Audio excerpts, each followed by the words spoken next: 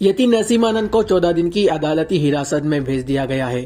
Uttarakhand police کے مطابق اسے نفرت انگیز تقریر کے کیس میں بھی مقدمے کا سامنا کرنا پڑے گا۔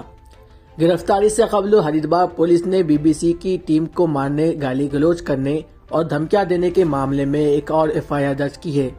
اس سے قبل اتراکھنڈ پولیس نے خواتین کے خلاف توہین ریمارکس سے متعلق ایک کیس کے سلسلے میں گرفتار کیا تھا۔ یتی کے خلاف دھرم سنسد معاملے کے علاوہ خواتین کے خلاف توہین جیسے 2 تا 3 مقدمات درج ہیں۔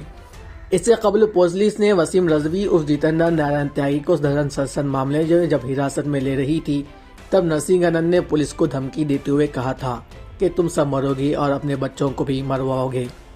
بہرحال اب نرسنگھانند کو دھرم سنسد، خواتین کے خلاف توہین اور BBC کی ٹیم کو مارنے، گالی گلوچ کرنے، دھمکیاں دینے کے جیسے مقدمے کے لیے FIR درج ہوئی ہے اور انہیں 14 دن کی عدالتی تحویل میں بھیج دیا گیا ہے۔